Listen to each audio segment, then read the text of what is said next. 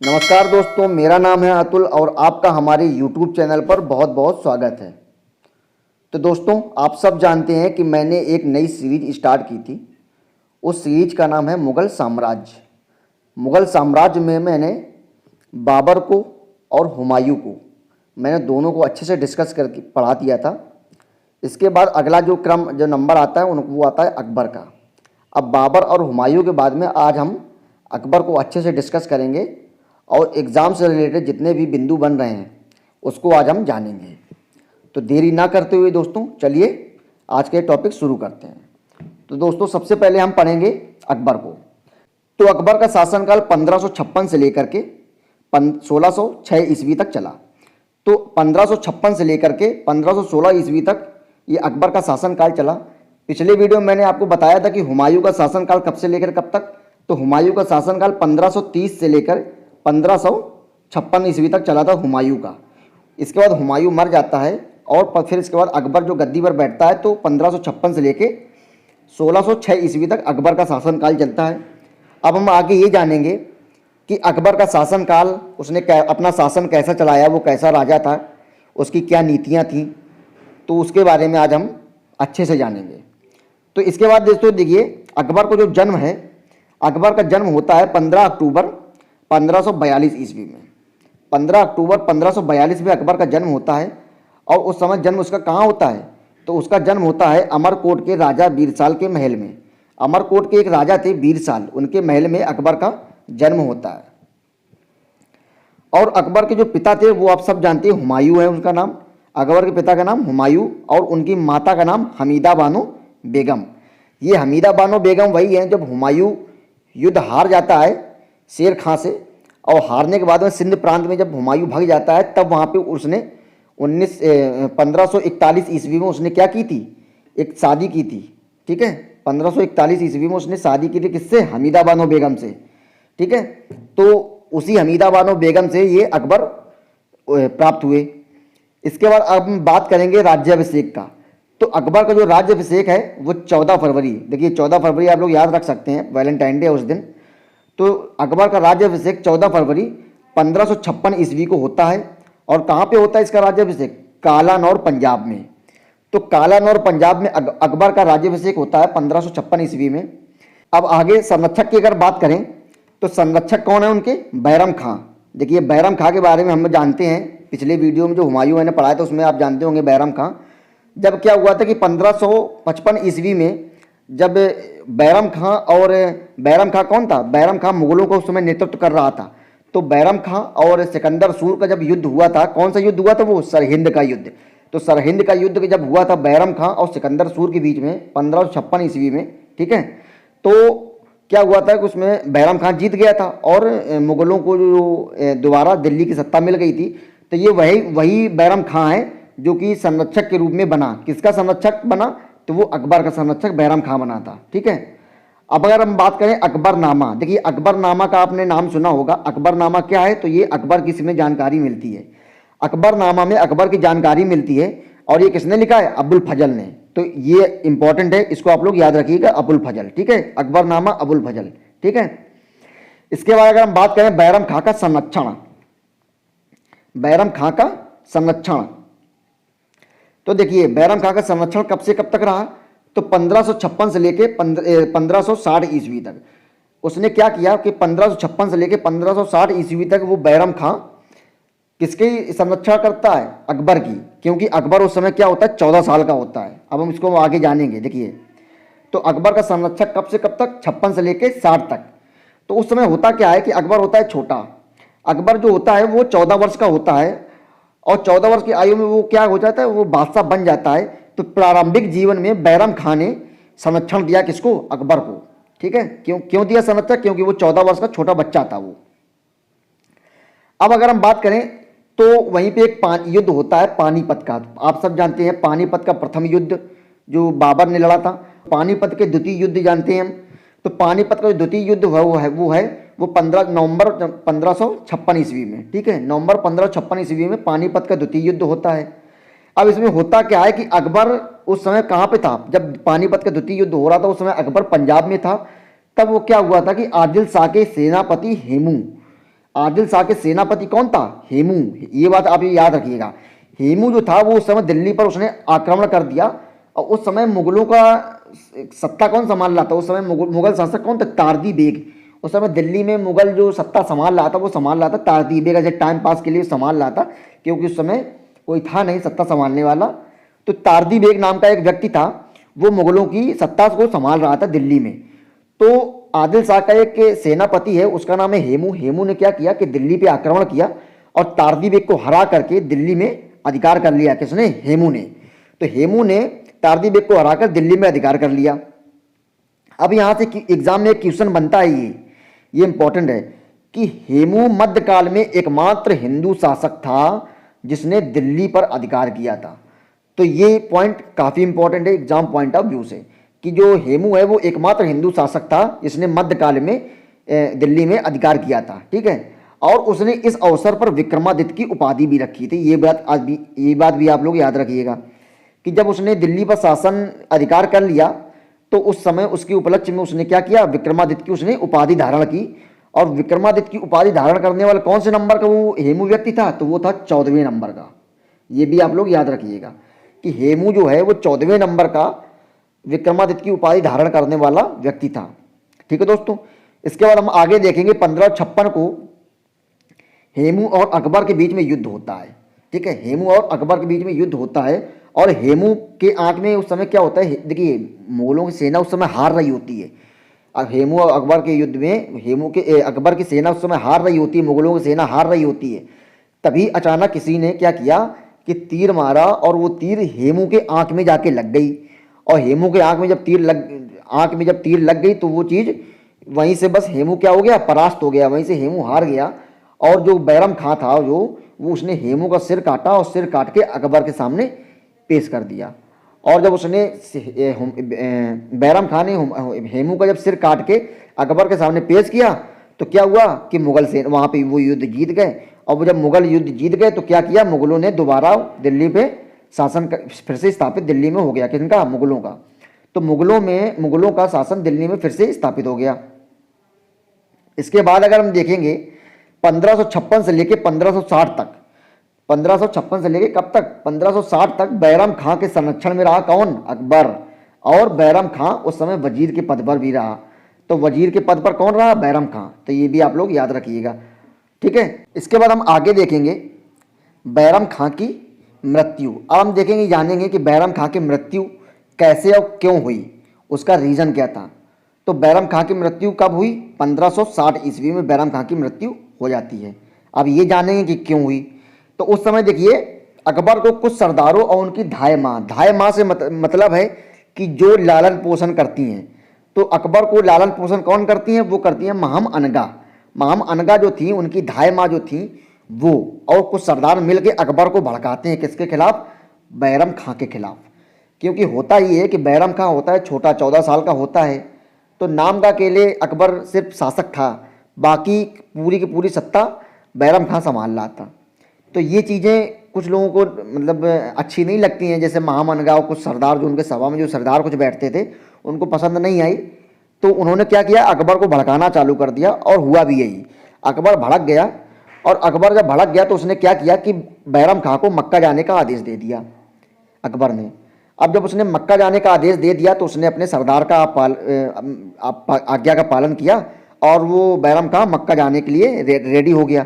अब जब वो रास्ते में जा रहा था तो तिलवाड़ा वाला जो क्षेत्र होता है वहाँ जब वो पहुँचा तो वहाँ पे क्या हुआ कि अकबर और बैरम खां, अकबर ने क्या किया? युद्ध छेड़ दिया बैरम खां के खिलाफ। अब जब अकबर ने बैरम खां के खिलाफ युद्ध छेड़ दिया तो वहाँ पे एक युद्ध होता है, उसका नाम है तिलवाड़ा का युद्ध। ये आप लोग याद रखिएगा। तो वहाँ पे एक युद्ध होता है जिसका नाम है तिलवाड़ा का युद्ध। अकबर और बैरम खां के बीच में युद्ध होता है, और उस युद्ध में बैरम खां क्या होता है? पराजित हो जाता है। और उसने अकबर ने बैरम खां को मारा नहीं, जिंदा रखा, क्योंकि उसने काफ़ी हेल्प की थी। बैरम खां ने अकबर को सुरक्षा दी, और काफ़ी सारे मतलब मुग़लों के लिए बैरम खां अगर देखा जाए तो अच्छा था, लेकिन कुछ लोगों के भड़काने से अकबर जो था वो भड़क गया। तो अकबर उसको मारना नहीं चाहता था, बस ये चाहता था कि ये जितना ये अधिकार जताता है मतलब बैरम खां, वो इतना न जताए। तो मेन जो उसने मारा नहीं इस वजह से। और उसने जब उसने मारा नहीं तो उसने उसको क्या किया कि बैरम खां को उसने अकबर ने 3 विकल्प दिए, और 3 विकल्प क्या थे? उसने कहा, अकबर ने बैरम खां से कहा कि या तो फिर तुम किसी राज्य के सूबेदार बन जाओ, या फिर हमारे सलाहकार बन जाओ। कौन से सलाहकार? सुरक्षा सलाहकार। या मक्का चले जाओ और पूरा जीवन भी वहीं पे व्यतीत करो। ये कुछ चीज़ें थी जो कि कंडीशन अकबर ने रख दी, क्योंकि युद्ध हार चुका था बैरम खां। तो बैरम खां ने क्या किया? मक्का जाने का निश्चय किया। अब मक्का जाने का निश्चय किया तो उस समय क्या हुआ कि उस समय मक्का जाते समय गुजरात में एक क्षेत्र पड़ता है पाटन। पाटन के क्षेत्र में एक मुबारक खां नाम का एक व्यक्ति था, मुबारक खां। तो पाटन क्षेत्र में मुबारक खां नाम का एक अफगान शासक था। उसने क्या किया? बैरम खां की हत्या कर दी उसने। ठीक है। इसके बाद हम आगे जानेंगे कि अकबर ने बैरम खां की विधवा जो थी, बैरम खां की जो बीवी थी विधवा, उसका नाम था सलीमा बेगम, उससे विवाह कर लिया। और उनका पुत्र अब्दुल रहीम, ये अब्दुल रहीम आगे चल के नवरत्नों में शामिल होगा, तो इसको आप लोग याद रखिएगा। अब्दुल रहीम को शिक्षा दीक्षा दी जाती है, ठीक है, जो आगे चल के उसको खान खाना की उपाधि भी मिलती है अब्दुल रहीम को। इसके बाद हम ये जानेंगे, अब अगला आता है पर्दा शासन या पेटीकोट शासन। तो इसके बारे में हम जानेंगे। तो ये पर्दा शासन या पेटीकोट शासन 1560 से लेकर 64 तक ये चलता है। अब पर्दा शासन का मतलब होता ये है, पेटीकोट शासन का मतलब ये है कि उस समय यहाँ पे क्या होता है कि महिलाओं की जो प्रधानता होती है वो काफ़ी बढ़ जाती है। तो इस समय क्या था कि इस समय बैरम खां मर चुका था। अब बैरम खां जब मर चुका तो अब मेन कौन था? लालन पोषण करने वाली उनकी जो माँ थी, धाय माँ, उनका अधिकार हो गया। अब उनका जब अधिकार हो गया तो वो पूरा सत्ता वो संभालने लगी। बस नाम के केले अकबर रहते थे। अब सत्ता जब वो संभालने लगी तो उस समय शासन पर धाय माँ यानी कि महम अनगा और उनकी पुत्र, उनका नाम था आदम खां। तो आदम खां और महम अनगा और उनकी पुत्री का नाम था जीजी। ठीक है। तो ये चीज़ आप लोग याद रखिएगा। महम अनगा जो उनकी लालन पोषण करने वाली थी, उनका बेटे का नाम था आदम खां और उनकी पुत्री का नाम था जीजी। उनका क्या हुआ कि प्रभाव पड़ गया अकबर पर, मतलब उनका प्रभाव इतना ज़्यादा बढ़ गया अकबर पर कि वो चाहती भी यही थी कि अगर ये बैरम खां मरे तो हमारा प्रभाव बढ़े, और वही हुआ भी। तो जब इनका प्रभाव बढ़ा तो उस समय पेटीकोट शासन उसको हम कहलाते हैं, उस पेटीकोट शासन के नाम से उसको हम जानते हैं। इसके बाद होता क्या है कि आदम खां ने मालवा को लूटा। आदम खां ने क्या किया कि मालवा के क्षेत्र था गुजरात का, उसको लूट लिया। और लूटने के बाद में 1560 से लेकर 1561 के बीच में अधिकांश भाग जो लूट का सामान होता है, सोना चांदी हीरा मोती जवाहरात पैसे, वो उसने अपने पास रख लिया। उसने मतलब मुगल सेना की संपत्ति जो खजाना होता है उसमें नहीं लिया। तो इससे भी अकबर काफ़ी नाराज़ हो गया। इससे अकबर क्या हुआ? काफ़ी नाराज़ हो गया। और नाराज़ हो गए उसने क्या किया? आदम खां की मृत्युदंड कर दी, मृत्युदंड उसने सजा दी। और 1562 ईस्वी में उसको दंड दे के ख़त्म कर दिया, मार दिया उसको। तो अब बाद में इस सदमे से क्या हुआ कि महामनगा की भी मर जाती हैं, उनकी भी मृत्यु हो जाती है भाई।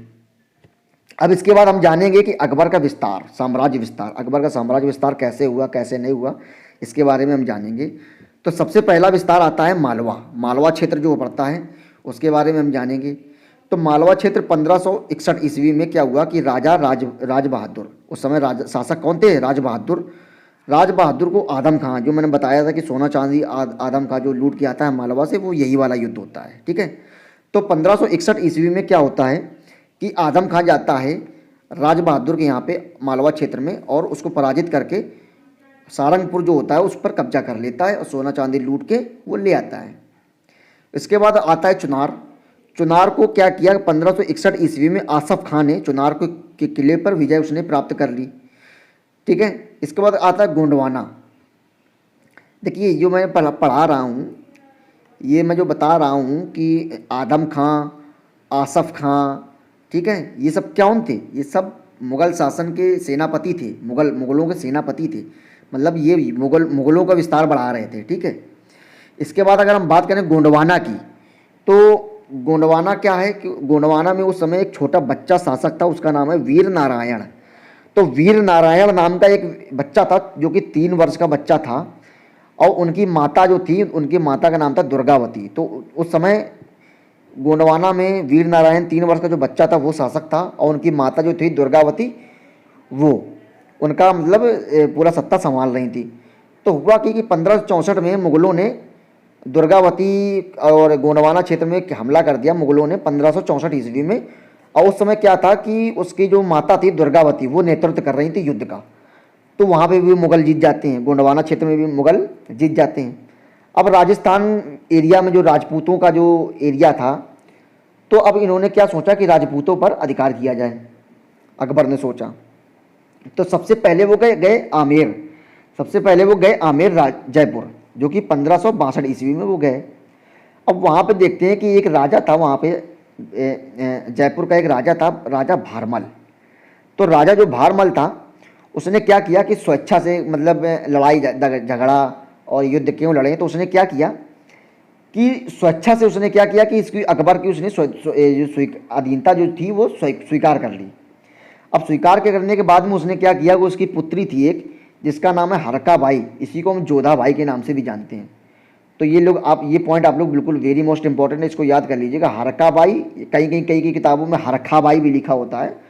तो हरका बाई या जोधा बाई उनकी पुत्री थी, उनका विवाह हो जाता है अकबर से, जो कि अकबर और जोधा के बारे में हमने कई सीरियल, कई मूवी भी बनी है उस पर, ठीक है। अब इसके बाद हम देखेंगे, अब आता है मेवाड़ का क्षेत्र। अब मेवाड़ का क्षेत्र में क्या क्या होता है इसके बारे में हम अच्छे से जानेंगे। तो देखिए, उस समय मेवाड़ के जो शासक थे वो, उनका नाम था उदय सिंह। तो मेवाड़ के उस समय शासक उदय सिंह थे। अब उदय सिंह पर मेवाड़ क्षेत्र में क्या होता है कि अकबर 1567 ईस्वी में आक्रमण कर देता है, और आक्रमण करने के बाद में उदय सिंह उस युद्ध से इतना डर जाता है कि वो भाग जाता है वहाँ से, ठीक है, क्योंकि मुगलों की सेना बहुत बड़ी सेना थी। तो वो डर के उदय सिंह भाग जाता है। लेकिन 1572 ईस्वी में उदय सिंह का पुत्र एक राणा प्रताप, जिनको हम महाराणा प्रताप के नाम से भी जानते हैं, महाराणा प्रताप जब आए तो इन्होंने क्या किया कि 1576 में एक युद्ध होता है जिसका नाम है हल्दी घाटी का युद्ध। 1576 ईस्वी में एक युद्ध होता है जिसको हल्दी घाटी का युद्ध कहते हैं, और ये वेरी मोस्ट इंपॉर्टेंट है, इसको आप लोग नोट डाउन कर लीजिएगा। तो हल्दी घाटी का युद्ध 1576 ईस्वी में होता है। अब हम ये जानेंगे कि मुगलों का नेतृत्व कौन कौन कर रहा था और राजपूतों का नेतृत्व कौन कौन कर रहा था। तो देखिए, मुगलों का नेतृत्व कौन कर रहा था? मान सिंह। मान सिंह किससे रिलेटेड है? मान सिंह रिलेटेड है इससे, देखो मैं ऊपर बता रहा हूँ, जो राजा भारमल जो है ना, जयपुर के जो राजा थे, उनसे रिलेटेड है मान सिंह, ठीक है। तो मान सिंह जो थे और आसफ खां, तो मान सिंह और आसफ खां ये मुगलों का नेतृत्व कर रहे थे। लेकिन राजपूतों का नेतृत्व कौन कर रहा था? वो कर रहा था राणा प्रताप कर रहे थे, और हकीम खां थे, वो राजपूतों का नेतृत्व कर रहे थे। तो ये चीज़ आप लोग याद रखिएगा। लेकिन यहाँ पे होता क्या है कि यहाँ पे मुगलों की जीत हो जाती है। लेकिन होता क्या है कि 1597 में राणा प्रताप की मृत्यु हो जाती है, और उनका पुत्र आता है जिनका नाम है अमर सिंह। अब अमर सिंह जब शासक बनते हैं तो अमर सिंह शासन बन जाते हैं। इसके बाद क्या होता है कि मुगलों ने उस राजस्थान के क्षेत्र में कौन कौन सा क्षेत्र, मेड़ता, रणथंभौर, कालिंजर, मारवाड़, इस एरिया में भी वो क्या करते हैं, अपना विजय स्थापित कर लेते हैं और सत्ता को स्थापित कर देते हैं इस क्षेत्र में, राजस्थान के क्षेत्र में। अगर हम अब बात करें गुजरात क्षेत्र की, तो गुजरात क्षेत्र एक काफ़ी इम्पॉर्टेंट है, जो कोई एग्ज़ाम में आ सकता है। तो एग्ज़ाम में गुजरात से हम जानेंगे कि गुजरात युद्ध कब होता है, तो 1572 ईस्वी में होता है। तो 1572 ईस्वी में गुजरात युद्ध होता है, उसमें हम जानेंगे क्या क्या होता है। तो देखिए, 1572 में अकबर क्या हुआ, अकबर स्वयं जाता है गुजरात पर आक्रमण करने, और उसने क्या, अकबर स्वयं जब गुजरात में आक्रमण करने जाता है और वो सूरत को जीत लेता है। और जब वो सूरत को जीत लेता है, लेकिन क्या हुआ कि जब सूरत से जीतने के बाद में 1572 में वो जब वापस आ रहा होता है, तो उसको पता लगता है कि वहाँ पे गुजरात में दोबारा विद्रोह चालू हो गया है। तो वापस वो दोबारा 1573 ईस्वी में जाता है और उस विद्रोह को, गुजरात के विद्रोह को पुनः उसको क्या करता है, दबा देता है। अब इस युद्ध में उसने क्या किया, इस युद्ध में अकबर ने एक चीज़ देखी। अकबर ने यहीं पर खंभात की खाड़ी में, देखिए युद्ध जो होते थे खंभात की खाड़ी की एक क्षेत्र में होते थे, तो अकबर ने क्या किया कि इस एरिया में खंभात के खाड़ी के पास में पहली बार समुद्र को दर्शन किए थे, समुद्र को देखा था। तो ये क्वेश्चन एक दो बार एग्जाम में आ चुका है और आने की संभावना भी ज़्यादा है कि अकबर ने कहाँ पर सबसे पहले समुद्र के दर्शन किए थे, तो वो है खंभात की खाड़ी, ठीक है। तो अकबर ने इसी गुजरात युद्ध में ही समुद्र के पहली बार दर्शन किए थे। अब अगर हम बात करें बिहार या बंगाल का क्षेत्र, तो बिहार और बंगाल के क्षेत्र में 1574 से लेकर 76 तक का युद्ध चलता है इसका। इसके बाद यहाँ पर हम देखेंगे कि उसके वहाँ के जो शासक थे कौन थे, दाऊद खां। तो दाऊद खां के विरुद्ध मुनीम खां और अकबर दोनों जाते हैं, मुनीम खां और अकबर दोनों जाते हैं दाऊद खां के खिलाफ विरुद्ध लेके आक्रमण कर देते हैं। और आक्रमण करने के बाद में वो क्या करते हैं, मुगल वहाँ पे सत्ता स्थापित कर देते हैं। और साथ ही साथ वहाँ पे क्या अकबर ने क्या किया कि काबुल का क्षेत्र, कांधार का क्षेत्र, कश्मीर का क्षेत्र, सिंध का क्षेत्र और उड़ीसा का क्षेत्र और क्या नाम है, बलूचिस्तान का क्षेत्र पर भी विजय प्राप्त कर लेते हैं। अब इसके बाद हम जानेंगे दक्षिण भारत। अब देखिए ये सब तो उत्तर भारत में चल रहा था। अब अकबर ने सोचा कि क्यों ना हम अपना विस्तार दक्षिण भारत में थोड़ा बहुत करें। सेना काफ़ी बड़ी थी, तो अकबर ने दक्षिण भारत में अपना विस्तार बढ़ाने के लिए सोचा और उसने विस्तार बढ़ाना शुरू भी कर दिया दक्षिण भारत में। तो दक्षिण भारत में सबसे पहले उसने खानदेश, दौलताबाद, अहमदनगर और आसीरगढ़, ये नाम आप लोग याद रखिएगा। आसीरगढ़ का जो नाम है ये लोग आप याद रखिएगा। तो आसीरगढ़ पर उसने क्या किया, दक्षिण भारत में उसने अधिकार कर लिया। और जो उस समय अहमदनगर का जो नेतृत्व कर रहा था वो कर रहा था चांद बीबी, एक महिला शासक थी, महिला एक योद्धा थी। उन्होंने क्या किया, अहमदनगर का जो नेतृत्व कर रही थी वो चांद बीबी कर रही थी। अब अगर हम बात करें अकबर की मृत्यु, तो अकबर की मृत्यु अक्टूबर 1605 ईस्वी में अकबर की मृत्यु हो जाती है। अब अकबर की जब मृत्यु हो जाती है तो उसके जो शव होता है, उसके शव को कहाँ पे, आगरा के सिकंदरा में दफना दिया जाता है। उसके शव को आगरा के सिकंदरा में उसके शव को दफना दिया जाता है। अब देखिए कई लोग तो ये भी कहते थे कि अकबर तो अनपढ़ था, अकबर अनपढ़ था लेकिन योग्य भी था। तो इससे हम ये कह सकते हैं अकबर को अनपढ़ और सबसे योग्य रूप में अकबर को जाना जाता है। ठीक है दोस्तों। इसके बाद अकबर को हम बता दें कि म्यूजिक में क्या था, कि अकबर को म्यूजिक में नगाड़ा बजाना पसंद था। तो दोस्तों आज का ये टॉपिक यहीं से ख़त्म होता है, लेकिन पूरी तरीके से अभी ख़त्म नहीं हुआ है। हम ये कह सकते हैं कि ये वाला जो वीडियो है ये इसका पार्ट 1 है, अभी पार्ट 2 आना अभी बाकी है, क्योंकि अभी वीडियो काफ़ी लंबा बन जाता अगर पार्ट 2 को इसमें शामिल करते, तो वीडियो को लंबा ना बनाते हुए इसीलिए मैंने इसको 2 पार्ट में डिवाइड कर दिया है।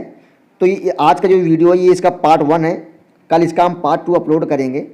तो पार्ट 1 में हमने जो अकबर की जो जानकारी है, अकबर का जो परिचय है वो जाना, उनके प्रमुख युद्ध थे वो हमने जाना, ठीक है ना, उनका जो विस्तार था वो हमने जाना।